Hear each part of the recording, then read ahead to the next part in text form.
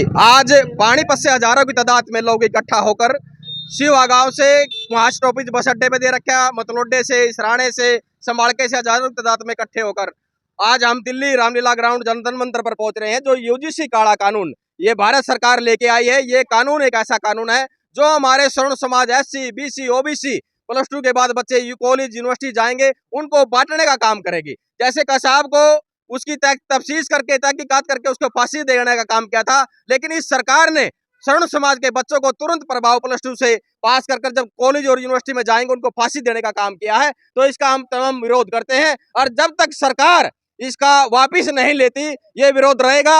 और मैं सरकार को कहना चाहता हूं, मोदी सरकार को, अगर आपने ये कानून पास कर दिया तो आप 2-3 साल से ज्यादा सरकार नहीं चला पाएंगे। स्वर्ण समाज ने इस देश की आजादी के लिए लाखों गर्दनें कटाई हैं, लाखों गर्दनें इस देश की आजादी में कटी हैं। ये एक जय श्री राम का नारा बोलकर हिंदू समाज को बांटने का काम किया है। ये हिंदू और मुसलमान को लड़ाने का काम करते हैं, ये तमाम क्षेत्र में बांटने का काम करते हैं। लेकिन जय श्री राम एक तरफ तो प्रत्येक वार्ड में हिंदू सम्मेलन करके ये हिंदुओं का बकाने का काम करते हैं, दूसरी तरफ यूजीसी कानून लाकर ये हमारे को बांटने का काम करते हैं और हमारे बच्चों को कटवाने का आपस में काम करते हैं। सत्ताधारी की ये नीति अंग्रेजों वाली अब इस देश में हम चलने नहीं देंगे। बड़े बड़े प्रधान बैठे हुए हैं, वो आवाज नहीं उठा रहे। बड़े बड़े प्रधान जो बैठे हुए हैं वो सिर्फ पर्सनल अपनी मलाई के लिए बैठे हुए हैं, अपने बच्चों के भविष्य के लिए बैठे हों। लेकिन मैं कहता हूं कि जितने भी जनरल कास्ट के MP हैं, MLA हैं, मुख्यमंत्री हैं, जीव के लकवा लग चुके हैं, उनके बोलने का काम नहीं कर रहे।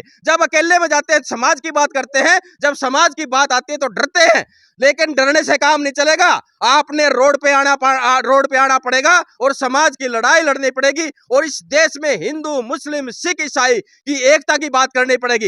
विकसित भारत मोदी जी जब ही बनेगा जब इस देश की जितनी भी नींव है, जितने भी इस बाउंड्री के अंदर जो भी इंसान रहता है उनको एक करने का काम करेंगे। लेकिन जितने मर्दारी प्रधान है, प्रदेश अध्यक्ष है, राष्ट्रीय अध्यक्ष है, मैं उनसे कुछ नहीं कहना चाहता। समाज सबसे बड़ी ताकत है, समाज अपने आप देख लेगी कि समाज की बात कौन रखता है और कौन रखता। और ये समाज की बात नहीं, मैं अपने बच्चों के भविष्य के लिए अगर जान भी जाएगी तो जान देने के लिए तैयार हूं। इस देश की एकता बनाए रखने के लिए हम जो कुर्बानी होगी कुर्बानी करने के लिए तैयार हैं।